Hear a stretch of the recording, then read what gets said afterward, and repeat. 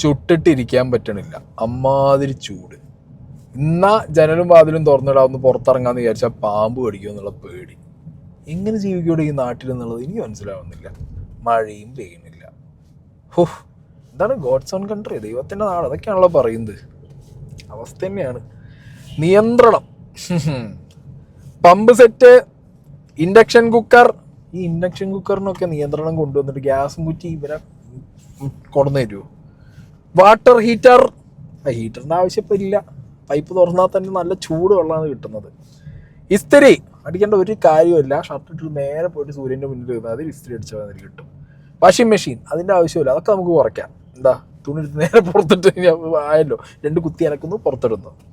A C എൻ്റെ മോനെ മസ്റ്റാണ്, ഒരു രക്ഷയില്ല, നടക്കൂല, പരിപാടി നടക്കൂല എ സി ഇല്ലാതെ. EV ചാർജിങ് എങ്ങനെ ഇരിക്കണം? ഇപ്പോഴത്തെ പെട്രോളിൻ്റെയും ഡീസലിൻ്റെയും വില പേടിച്ചും യുദ്ധം പേടിച്ചും ഇതിൻ്റെ അവൈലബിലിറ്റിയും ഇതിൻ്റെ പ്രൈസും ഒക്കെ പേടിച്ചിട്ടാണ് EV എടുക്കുന്നത്. അതിനെ പ്രൊമോട്ട് ചെയ്ത് ലാസ്റ്റ് ഇപ്പം എന്തായി? അതിനും പണി കിട്ടി. പിന്നെ വൈകുന്നേരം 6-നും 11-നും ഇടയിൽ സഹകരിക്കണം എന്നാണ് KCB പറഞ്ഞിട്ടുള്ളത്. മനുഷ്യൻ എല്ലാ ജോലിയും പണിയും കഴിഞ്ഞ് ഒരു വീട്ടിൽ വന്ന് സമാധാനമായിട്ട് കുട്ടികളും കൂട്ടവും കുടുംബമായിട്ടൊക്കെ ഇരിക്കാമെന്ന് വിചാരിക്കുന്നത് ഈ 6-നും 11-ൻ്റെ ഇടയിലാണ്. അതും കൂടി കൊണ്ടുപോയി നക്കിക്കോളി, അല്ല എന്ത് പറയാൻ. രാത്രി 12 മണി ആയാൽ തുടങ്ങും കറണ്ട് പോകാൻ. കള്ളനും പോലീസും കളി പോലെ ദാ പോവും ദാ വരും. എന്നിട്ട് ഇപ്പം പറയുകയാണ് ഇത് ട്രിപ്പ് ആവുകയാണ്. ഏത് വൈദ്യുതി മന്ത്രി? ഞാനൊരു കാര്യം പറയാം, ഇതിന് ഞാൻ LDFനെയും കുറ്റം പറയും, UDFനെയും കുറ്റം പറയും. മാറി ഭരണം കയ്യിൽ വെച്ച് KSEB ബോർഡിൻ്റെ മിനിസ്റ്റേഴ്സായിട്ട് വന്ന എല്ലാ പരനാറി ചെറ്റകളും കൂടി ഭരിച്ചിട്ടാണ് ഈ നാട്ടിലെ ജനങ്ങൾക്ക് ഈ ദുരവസ്ഥ ഉണ്ടാക്കി കൊടുത്തത്. കേരളത്തിൽ എന്താ മഴ പെയ്യാത്ത? ചിറാപ്പുഞ്ച് പോലെ മഴ പെയ്യണ സ്ഥലം. ആ മഴ പെയ്യുന്ന സ്ഥലത്ത് ഇത്രയും ഡാമുണ്ട്. നിങ്ങൾക്ക് ഈ രീതിയിൽ ഇലക്ട്രിസിറ്റി ഉണ്ടാക്കാനുള്ള ഒരു രീതിയിലുള്ള ഫെസിലിറ്റി നിങ്ങളെ കൊണ്ട് ചെയ്യാനോ അല്ലെങ്കിൽ അതിൻ്റെ ഇൻഫ്രാസ്ട്രക്ചർ ബിൽഡ് ചെയ്യാനോ വർഷാവർഷങ്ങളിലുള്ള ഒരു ഗവൺമെൻറ്റും നോക്കിയിട്ടില്ല. മാക്സിമം KSEBന്ന് കൈയിട്ട് വാരുക എങ്ങനെയാണെന്നുള്ളതാണ്. ഒരു മന്ത്രിസഭയിൽ ഏറ്റവും കൂടുതൽ കൈയിട്ട് വാരാൻ പറ്റുന്നതും ഏറ്റവും കൂടുതൽ കൈയിട്ട് വാരൽ നടക്കുന്നതുമായിട്ടുള്ള ഡിപ്പാർട്ട്മെൻറ്റാണ് KSEB. ഇനി ഇത് പോട്ടെ, വെള്ളത്തിൽ നിന്നുള്ള കറണ്ട് അല്ലെങ്കിൽ ബാക്കി പവർ എന്നുള്ള കറണ്ട് അതൊക്കെ പോട്ടെ, സോളാർ പ്രൊജക്റ്റുകൾ എന്തായി? മേൽക്കൂര സോളാർ പ്രൊജക്റ്റോ അങ്ങനെ എന്തൊക്കെയോ പേരിൽ കുറേ സാധനങ്ങളൊക്കെ ഇറക്കിയിട്ടുണ്ടായിരുന്നല്ലോ. ഇപ്പത്തെ പിണറായി വിജയന്റെ തള്ള എന്തായിരുന്നു? 9 വയസ്സുള്ള ഒരു കുട്ടിയോട് നിങ്ങൾ ചോദിക്കൂ പവർ കട്ട് എന്താണെന്നറിയുമോ, ലോഡ് ഷെഡിങ് എന്താണെന്നറിയുമോ? 9 വയസ്സുള്ള കുട്ടീനല്ല, ചള്ളയിലൊക്കെ ആട്ടി വിടുപ്പോ. കറണ്ട് പോയിട്ട് പറയണില്ല. എന്താണെങ്കിലും കുറച്ച് കാര്യങ്ങൾ ഡിസ്കസ് ചെയ്താണ്. അപ്പോൾ ആദ്യം തന്നെ ഇപ്പോഴത്തെ സ്ഥിതിഗതി എന്താണെന്നുള്ളതിനെ കുറിച്ചുള്ള ഒരു ചെറിയ ഡീറ്റെയിലിംഗ് ഞാൻ അവിടെ വെച്ച് തരാം. ഉപയോഗം കൂടുതലുള്ള മേഖലകളിലാണ് ഈ വൈദ്യുതി നിയന്ത്രണം ഇപ്പോൾ നടപ്പാക്കിയിരിക്കുന്നത്. പവർ ബാങ്കിങ് അറേഞ്ച്മെന്റുകളൊക്കെ ഉണ്ടായിരുന്നു, പക്ഷെ അതൊക്കെ അവസാനിക്കുന്ന ഒരു സ്ഥിതിയാണ്, ആ കരാറൊക്കെ അവസാനിക്കുന്ന ഒരു സ്ഥിതിയാണ് നിലവിൽ ഉള്ളത്. ഇപ്പോൾ വൈകിട്ട് 6 മണി മുതൽ രാത്രി 12:30 വരെയുള്ള സമയത്താണ് ഈ വൈദ്യുതി ഉപയോഗം കൂടുതലുള്ള മേഖലകളിൽ ഈ നിയന്ത്രണം ഏർപ്പാടാക്കിയിരിക്കുന്നത്. ഇതൊരു ലോഡ് ഷെഡിംഗ് ആണ് എന്ന് വൈദ്യുതി വകുപ്പ് സമ്മതിക്കുന്നില്ല. ഇതൊരു നിയന്ത്രണം മാത്രമാണ്, അത് താൽക്കാലികമായി തുടരുന്നതാണ് എന്നുള്ളതാണ് വൈദ്യുതി വകുപ്പിന്റെ വിശദീകരണം എന്ന് പറയുന്നത്. പവർ കട്ടല്ല, ഓവർലോഡ് വരുമ്പോൾ ഡ്രിപ്പാകുകയാണ്. ആ ഡ്രിപ്പാകുമ്പോൾ ഉണ്ടാകുന്ന തടസ്സമാണ്. അത് 1 മിനിറ്റ് 2-4 വീട്ടുകാർ ഓഫ് ചെയ്ത് കഴിഞ്ഞാൽ അത് ഓണാകും. സ്വാഭാവിക നിയന്ത്രണമാണ്. അതിപ്പോൾ റെഗുലേറ്ററി കമ്മീഷന്റെ മുമ്പിൽ ഇപ്പോൾ പ്രവേശനമാണ്. 2 ദിവസം കൊണ്ട് ഈ പ്രശ്നം തീരുന്നതാണ് എൻ്റെ പ്രതീക്ഷ. ജനങ്ങൾക്കിടയിൽ ഈ വൈദ്യുതിയുമായി ബന്ധപ്പെട്ട് സ്വയം ഒരു നിയന്ത്രണം വേണം എന്നുള്ളതാണ് വൈദ്യുതി വകുപ്പ് പൊതുജനങ്ങൾക്ക് നൽകുന്ന നിർദ്ദേശം എന്ന് പറയുന്നത്. ഇനി ഈ പ്രതിസന്ധി മറികടക്കാൻ നമ്മുടെ മുന്നിൽ 2 വഴികളാണുള്ളത്. ഒന്ന്, റെഗുലേറ്ററി കമ്മീഷനുമായി ബന്ധപ്പെട്ട് ഹിയറിംഗ് ഒക്കെ കഴിഞ്ഞിട്ടുണ്ട്. റെഗുലേറ്ററി കമ്മീഷന്റെ അനുമതി കിട്ടുകയാണെങ്കിൽ വൈദ്യുതി വാങ്ങി നമുക്ക് ഉപയോഗിക്കാവുന്നതാണ്. രണ്ടാമത്തേത് നമ്മൾ ആശ്രയിക്കുന്നത് മഴയാണ്. വേനൽമഴ താരതമ്യേന ശരാശരിയിലും താഴെയാണ് വേനൽമഴ ഇപ്പോൾ ലഭിച്ചിരിക്കുന്നത്. പക്ഷേ വരും ദിവസങ്ങളിൽ വേനൽമഴ കൂടുതൽ സജീവമാകും എന്നുള്ളൊരു പ്രതീക്ഷ ഉണ്ട്. അങ്ങനെയാണെങ്കിൽ ഇതൊരു താൽക്കാലിക പരിഹാരമാകാൻ അതൊരു കാരണമാകും. മഴ ലഭിക്കുകയാണെങ്കിൽ ഇപ്പോഴത്തെ പ്രതിസന്ധി മറികടന്ന ഒരു താൽക്കാലിക പരിഹാരമാകാൻ അത് കാരണമാകും. ഇത് രണ്ടും നടന്നില്ല എങ്കിൽ ഇനിയിപ്പോൾ മെയ് മാസത്തിലൊക്കെ കൂടുതൽ ചൂട് അനുഭവപ്പെടുന്ന മാസമാണ്. അവിടെ ആ സമയത്തൊക്കെ കൂടുതൽ വൈദ്യുതിയുടെ ഉപയോഗം വരും.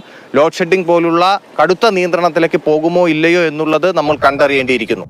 ലോഡ് ഷെഡിംഗ് ആണോ? അല്ല. പവർ കട്ടാണോ? അല്ല. പിന്നെന്താ? ഡ്രിപ്പ് ആവുകയാണ്. വൈദ്യുതി മന്ത്രി പറഞ്ഞു ഡ്രിപ്പ് ആവുക. അതെങ്ങനെ ഈ 4 വീട്ടിൽ മാത്രം ഓഫാക്കി കഴിഞ്ഞാൽ ട്രിപ്പാവുന്ന ആ ഒരു ഫീഡർ ഏതാണെന്ന് കാണിച്ചു തരാൻ പറ്റും? അല്ല, പുതിയ ഈ ടെക്നോളജി ഒക്കെ കൊണ്ടുവന്ന് വെക്കാൻ പറ്റുന്നുണ്ടെന്നുണ്ടെങ്കിൽ ഇത്രയും മഴ പെയ്യുന്ന നാട്ടിൽ നിങ്ങൾക്ക് പ്രോപ്പറായിട്ട് ഇതിനൊക്കെ ഒരു ബാക്കപ്പ്. നാട് വളരുകയാണ്, ജനസംഖ്യ കൂടുകയാണ്, പഴയ പോലെയല്ല ഇലക്ട്രിക് കാറുകൾ, അതേപോലെ ഇൻഡക്ഷനുകൾ, അങ്ങനെ ഒരുപാട് സാധനങ്ങൾ ഇലക്ട്രിസിറ്റി ബേസ് ചെയ്തിട്ട് ഇവിടെ എന്തുണ്ട്, കസ്റ്റമേഴ്സ് ആയിട്ടുള്ള നമ്മൾ ഉപയോഗിക്കുന്നുണ്ട്, സാധാരണക്കാർ ജനങ്ങൾ ഉപയോഗിക്കുന്നുണ്ട്. കൺസ്യൂമേഴ്സിൻ്റെ എണ്ണം കൂടുമ്പോൾ പ്രൊഡക്ടിവിറ്റി കൂട്ടണ്ടേ, പ്രൊഡക്ഷൻ കൂട്ടണ്ടേ? ഇപ്പോൾ ഇവർ പറയുന്നത് ഇനി മഴ പെയ്യുമ്പോൾ മറ്റേ റിസർവോയർ നിറയും, അപ്പം പിന്നെ നമുക്ക് കൂടുതൽ വൈദ്യുതി ഉണ്ടാക്കാം. അപ്പം ഇത്ര കാലം ഉണ്ടാക്കി വെച്ചാൽ അന്ന് മറ്റേ ഡാം തുറന്നു വിട്ട് പറഞ്ഞപ്പോൾ എന്താ തുറന്നു വിടാത്തതെന്ന് ചോദിച്ചപ്പോൾ എന്താ പറഞ്ഞത്, ഇല്ല ഞങ്ങൾക്ക് തുറന്നു വിടാൻ പറ്റില്ല, കാരണം റിസർവോയർ നിറയട്ടെ, അത് ഞങ്ങൾ കൺസർവേഷൻ ചെയ്ത് വെച്ചതാണ്, വെള്ളം മൊത്തം ഞങ്ങൾ ശേഖരിച്ച് വെച്ചതാണ് വൈദ്യുതി ഉണ്ടാക്കാൻ. അന്ന് അത് തുറന്നു വിട്ടില്ല. ഇനിയിപ്പോൾ വിട്ടതുകൊണ്ടാണോ ഈ അവസ്ഥ ഒന്നും എനിക്കറിയാൻ പാടില്ല. ഇതിനൊരു പ്രോപ്പറായിട്ടുള്ളൊരു ഉത്തരവ് മനുഷ്യനില്ല. LDF ചോദിച്ചാൽ പറയും ഉമ്മൻചാണ്ടി സർക്കാരിൻ്റെ കാലത്ത് ചെയ്തു, മറ്റേ പരിപാടി കൊണ്ടാന്ന് പറയും. ഇപ്പുറത്ത് ചോദിച്ചാൽ പറയും ഞങ്ങൾ അന്ന് ചെയ്തതല്ലേ, LDF വന്നത് പുറത്തുനിന്ന് വാങ്ങാനുള്ള രീതിക്ക് മാറ്റിയത് കൊണ്ടാണ് എന്നുള്ളത്. ഇതൊക്കെ എന്തിനാ ഈ അങ്ങോട്ടും ഇങ്ങോട്ടും പറയേണ്ട ആവശ്യം എന്താ? ജനങ്ങൾക്ക് അത്യാവശ്യം നല്ല സബ്സിഡിയിൽ സോളാർ പരിപാടികൾ നല്ല രീതിയിൽ പ്രൊമോട്ട് ചെയ്ത് കഴിഞ്ഞാൽ അവനവനാവശ്യമുള്ള ഗാർഹിക ഉപയോഗത്തിന് ആവശ്യമുള്ള സാധനങ്ങൾ ഇലക്ട്രിസിറ്റി വീട്ടിൽ തന്നെ ഉണ്ടാക്കിയിട്ട് ബാക്കി KSEBിക്ക് കൊണ്ടുപോയി ഫീഡറിൽ നിറച്ച് വെച്ചുകൂടെ? ആ പരിപാടി ഇവിടെ ചെയ്യാത്തൊന്നുമില്ലല്ലോ. അതിനും ഇവിടെ പ്രശ്നമാണ്, കാരണം ഗ്രിഡുകളൊന്നും പ്രോപ്പറായിട്ട് ഇൻസ്റ്റാൾ ചെയ്യാതെ അതും മൂഞ്ചിച്ചു. അപ്പം അതിൻ്റെ ആവശ്യം എന്താ? പുറത്ത് നിന്ന് വൈദ്യുതി കൊണ്ടുവരുന്നതിൽ നിന്നുള്ള കമ്മീഷൻ അടിച്ചു മാറ്റാൻ പറ്റില്ല. ഇവിടെ തന്നെ വൈദ്യുതി ഉൽപ്പാദനം തുടങ്ങിക്കഴിഞ്ഞു കഴിഞ്ഞാൽ അത് കൊണ്ടുവരുന്നത് മൂഞ്ചും, അതിന് നക്കി തിന്നാൻ പറ്റില്ല എന്നുള്ളത് കൊണ്ട് കുറേ ഉദ്യോഗസ്ഥന്മാരെല്ലാവരും കൂടി ചേർന്ന്, പിന്നെ ഈ മാറി മാറി ഭരിച്ചവന്മാരെല്ലാവരും കൂടി ചേർന്നിട്ട് സോളാർ എന്ന് പറഞ്ഞ കൺസെപ്റ്റിന് ഊമ്പിച്ച് കളഞ്ഞു. ഈ മലയാളികൾക്ക് സോളാർ എന്ന് കേട്ടാൽ സരിതേ, അല്ലാതെ അതിന് മറ്റേ പൈസ ഉണ്ടാക്കിയിട്ട് ലാഭം ഉണ്ടാക്കിയിട്ട് നമുക്ക് നമ്മുടെ ബില്ല് കുറയ്ക്കാനൊന്നും മലയാളികൾക്കില്ല. കാരണം ആ രീതിയിലുള്ള അവയർനെസ് പോലും കൊടുത്തിട്ടില്ല. ആ രീതിയിലാണ് ഇവിടെ മാറി മാറി ഭരിച്ചവർ ചെയ്തുകൊണ്ടിരിക്കുന്നത്. ഇതിൻ്റെയൊക്കെ കൂട്ടത്തിൽ പിണറായി വിജയൻ ഗവൺമെന്റിന് തള്ളു. ഏത് 9 വയസ്സുള്ള കുട്ടിയോട് ചോദിച്ചാൽ നിങ്ങൾക്കറിയാം പവർ കട്ട് എന്താ, ലോഡ് ഷെഡിങ് എന്താ എന്നുള്ളത് അവർക്കറിയില്ല എന്നുള്ളത്. കേട്ടോ? കേരളത്തിൽ ജനിച്ച 9 വയസ്സുള്ള ഒരു കുട്ടിക്ക് ലോഡ് ഷെഡിങ് എന്താണെന്ന് അറിയില്ല. കുറച്ചു കാലം മുമ്പ് സമൂഹ മാധ്യമങ്ങളിൽ ശ്രദ്ധ നേടിയ അഥവാ ചർച്ച ചെയ്ത ഒരു പോസ്റ്റിൽ എഴുതിയ വാക്കുകളാണിത്. പോസ്റ്റിനെ അനുകൂലിച്ചും പ്രതികൂലിച്ചും നിരവധി കമന്റുകളുമുണ്ട്. എന്നാൽ എന്തിനാണ് ഈ പോസ്റ്റിനെ പ്രതികൂലിക്കുന്നത് എന്നതെന്ന് ചോദിച്ചാൽ അന്ധമായ രാഷ്ട്രീയ വിരോധം എന്നതിനപ്പുറത്തേക്ക് മറ്റൊന്നും നമുക്ക് കാണാൻ കഴിയില്ല. കാരണം കേരളത്തിൽ ജനിച്ച 9 വയസ്സുള്ള ഒരു കുട്ടിക്ക് ലോഡ് ഷെഡിങ്ങോ പവർ കട്ടോ എന്താണെന്ന് അറിയില്ല എന്നത് ഒരു യാഥാർത്ഥ്യം തന്നെയാണ്. ഇനി പ്രതികൂലിക്കുന്നവരെ പ്രകോപിപ്പിക്കുന്ന കാര്യം എന്താണെന്ന് വെച്ചാൽ പോസ്റ്റിൽ പറഞ്ഞിരിക്കുന്ന 9 വർഷം എന്നത് തന്നെ. 2011 ഉമ്മൻചാണ്ടി സർക്കാർ അധികാരത്തിലിരുന്ന ആര്യാടൻ മുഹമ്മദ് വൈദ്യുത മന്ത്രിയായിരുന്ന കാലത്ത് മഴക്കാലത്ത് പോലും ലോഡ് ഷെഡിംഗ് ഏർപ്പെടുത്തേണ്ട സാഹചര്യം കേരളത്തിലുണ്ടായിരുന്നു. കേരളത്തിലേക്ക് വൈദ്യുതി എത്തിക്കുന്നതിനുള്ള ലൈനുകളുടെ അപര്യാപ്തതയും വൈദ്യുത ആസൂത്രണത്തിലും വന്ന പാളിച്ചകളുമായിരുന്നു അത്തരത്തിലൊരു അവസ്ഥയിലേക്ക് എത്താനുണ്ടായ കാരണം. മാത്രമല്ല കേരളത്തിലേക്ക് വൈദ്യുതി കൊണ്ടുവരുന്നതിനുള്ള 400 kV അന്തർ സംസ്ഥാന ലൈനുകളുടെ നിർമ്മാണം സർക്കാരിന്റെ നിരുത്തരവാദിത്തപരമായ സമീപനങ്ങളാൽ നിലച്ചതും പ്രശ്നം രൂക്ഷമാക്കി. കേരളത്തിലെ പവർ ഹൈവേ നിർമ്മാണങ്ങൾ ഉപേക്ഷിച്ച് ഓഫീസുകൾ പൂർണ്ണമായും അടച്ചുപൂട്ടി തിരിച്ചുപോകാൻ power grid corporation of India തീരുമാനിച്ചതും ഇതേ കാലഘട്ടത്തിലാണ്. എന്നാൽ പിണറായി വിജയൻ സർക്കാർ അധികാരത്തിലേറിയപ്പോൾ പ്രധാനമായും ഇത്തരം പ്രശ്നങ്ങളിലാണ് ആദ്യം തന്നെ ഇടപെട്ടത്. കേന്ദ്ര സർക്കാരുമായി ചർച്ച ചെയ്ത് PGCIL പ്രവർത്തനങ്ങൾ പുനരാരംഭിക്കാനുള്ള നടപടികൾ പിണറായി സർക്കാർ സ്വീകരിച്ചു. മുടങ്ങിക്കിടന്ന തിരുനെൽവേലി ഇടമൺ അന്തർ സംസ്ഥാന ലൈനും അതിന്റെ തുടർച്ചയായ ഇടമൺ കൊച്ചി തൃശൂർ ലൈനും പവർ ഹൈവേ ആയി വികസിപ്പിച്ച് നടപ്പാക്കുന്നതിന് നടപടികൾ സ്വീകരിച്ചു. സമയബന്ധിതമായി പദ്ധതി പൂർത്തിയാക്കുന്നതിന് സ്പെഷ്യൽ പാക്കേജും പ്രഖ്യാപിച്ചു. കേന്ദ്ര പദ്ധതിയിൽ സാധാരണഗതിയിൽ സംസ്ഥാന വിഹിതം ഉൾപ്പെട്ടിട്ടില്ലെങ്കിൽ പോലും കർഷകർക്ക് മെച്ചപ്പെട്ട നഷ്ടപരിഹാരം കൊടുക്കുന്നതിനു വേണ്ടി നഷ്ടപരിഹാരത്തിലെ അധിക തുക സംസ്ഥാനം വഹിക്കാനും തീരുമാനിച്ചു. ഇങ്ങനെ ശക്തമായി ഇടപെട്ടുകൊണ്ട് പവർ ഹൈവേ പൂർത്തിയാക്കിയത് കേരളത്തിൽ സുഗമമായി വൈദ്യുതി എത്തിക്കുന്നതിനും ലോഡ് ഷെഡിങ്ങും പവർ കട്ടും ഒഴിവാക്കുന്നതിനും സഹായിച്ചു. ഇതുകൂടാതെ തമിഴ്നാട്ടിലെ പുഗലൂരിൽ നിന്ന് തൃശൂരിലേക്ക് 365 കിലോ വോൾട്ടിന്റെ ഹൈ വോൾട്ടേജ് DC ലൈൻ അംഗീകരിപ്പിക്കുന്നതിനും ഈ പദ്ധതിയിൽ തടസ്സങ്ങൾ ഇല്ലാതിരിക്കാൻ നഷ്ടപരിഹാരത്തിന് സ്പെഷ്യൽ പാക്കേജ് പ്രഖ്യാപിക്കുകയും ചെയ്തു. എന്നാൽ ഈ പദ്ധതിയുടെ പ്രവർത്തനങ്ങൾ ആരംഭിച്ചപ്പോഴേക്കും പുതിയ സർക്കാർ അധികാരത്തിൽ വന്നു. ശേഷം അധികാരത്തിലെത്തിയ ഉമ്മൻചാണ്ടി സർക്കാർ പദ്ധതി പൂർണ്ണമായും ഉപേക്ഷിക്കുന്ന അവസ്ഥയിലേക്ക് എത്തി. അതുകൊണ്ട് തന്നെ ഉമ്മൻചാണ്ടി സർക്കാർ അധികാരത്തിലിരുന്ന കാലത്തും ലോഡ് ഷെഡിംഗ് എന്ന ദുരവസ്ഥ കേരളത്തിൽ തുടർന്നുകൊണ്ടേയിരുന്നു. 1996 നായനാർ സർക്കാർ മന്ത്രിസഭയിലെ വൈദ്യുത മന്ത്രിയായിരുന്നു ഇന്നത്തെ മുഖ്യമന്ത്രിയായ പിണറായി വിജയൻ. വൈദ്യുത മേഖലയിൽ പിണറായി വിജയൻ ഉണ്ടായിരുന്ന പ്രവൃത്തി പരിചയവും ദീർഘവീക്ഷണവും തന്നെയാണ് ഇന്ന് ഇത്തരത്തിലുള്ള ഒരു മാറ്റത്തിലേക്ക് കേരളം എത്തിയത്. അതുകൊണ്ട് വൈദ്യുത മേഖലയിൽ പിണറായി സർക്കാരിന്റെ ഈ കൃത്യമായ ഇടപെടലും ദീർഘവീക്ഷണവും ആസൂത്രണവും ഒക്കെ തന്നെയാണ് ലോഡ് ഷെഡിംഗ് എന്ന വാക്ക് കേരളത്തിൽ നിന്ന് അപ്രത്യക്ഷമായതും ഒരു 9 വയസ്സുകാരൻ ആ വാക്ക് കേട്ടിട്ടില്ലാത്തതും. പ്രഖ്യാപനം സ്വീകരിക്കല് എന്ന് പറഞ്ഞിട്ട് ഈ സാധനം അടിച്ചടിച്ച് വിട്ടുകൊണ്ടിരിക്കുന്നുണ്ട്.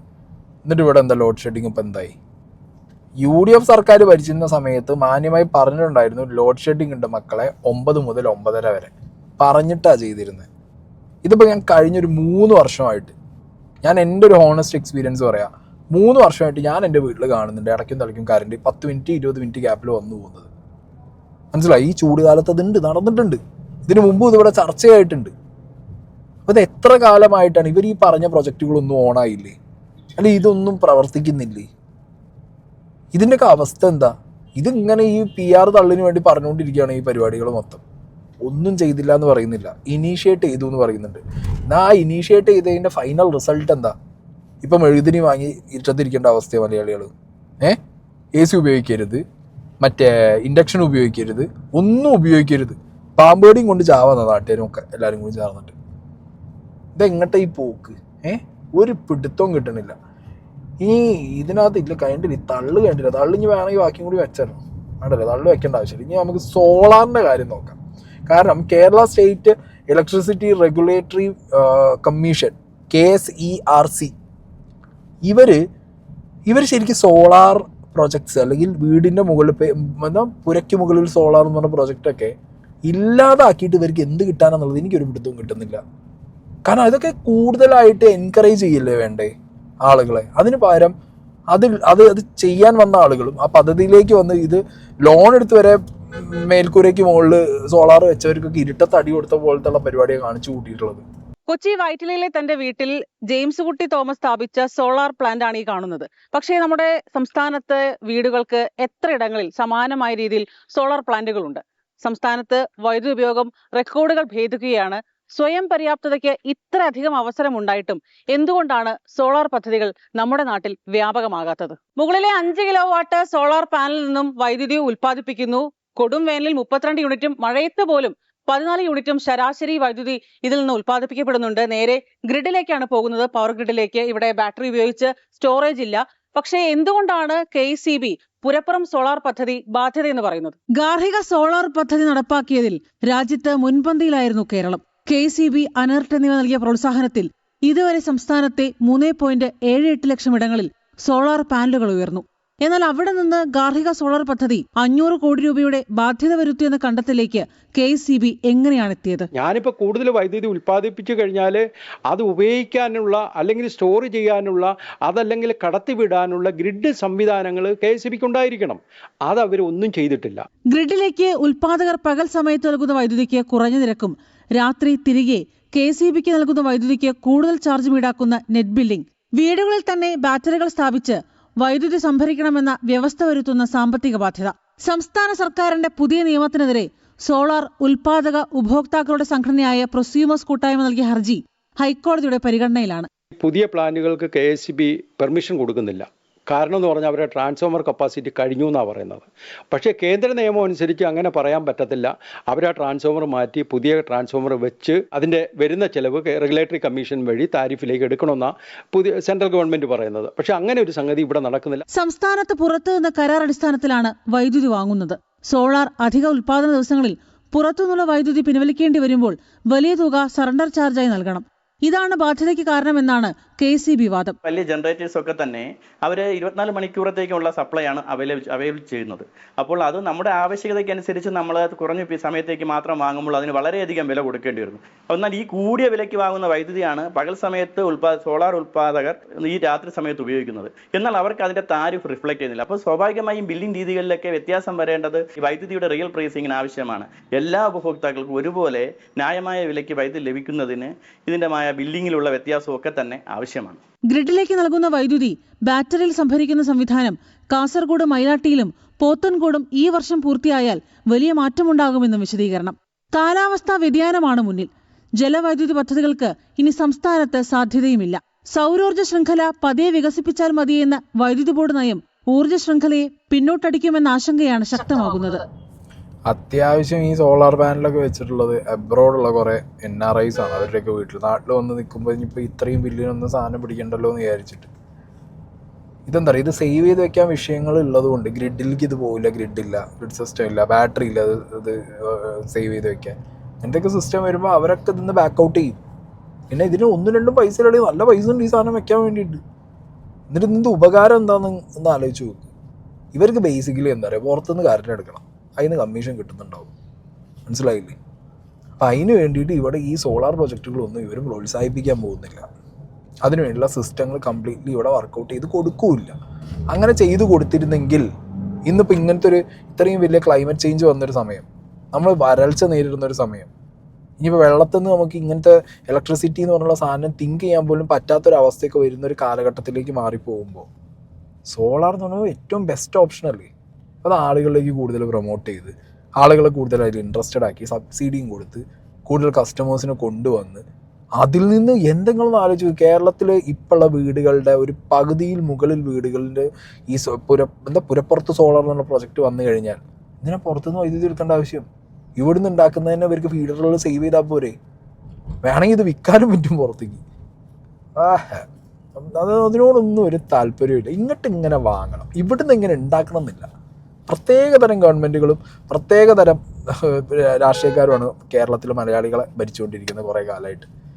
ഇങ്ങനെ അവിടുന്ന് ഇവിടുന്ന് വാങ്ങുക, ഇവിടുന്ന് ഒന്നും ഉണ്ടാക്കി പുറത്തേക്ക് കൊടുത്ത് 10 രൂപ ഉണ്ടാക്കി നാട്ടുകാരെ മെച്ചത്തിലാക്കാനോ നാടിനെ മെച്ചത്തിലാക്കാനോ ഇല്ല. ഈ പുരപ്പുറത്ത് സോളാർ എന്ന് പറഞ്ഞ പ്രൊജക്റ്റൊക്കെ വന്നു കഴിഞ്ഞാൽ നിങ്ങൾ ആലോചിക്കുക എത്ര പേർക്ക് ജോലി കിട്ടും. അതിനെക്കുറിച്ച് ഒന്നും ചിന്തിക്കുന്നില്ല. നല്ലതാ, വളരെ നല്ലതാ. ഇങ്ങനെ ഇരിക്കുക, ചൂടും പുകയൊക്കെ എടുത്ത് ഇങ്ങനെ ഇരിക്കുക. ഇതൊരവസ്ഥയല്ലേ.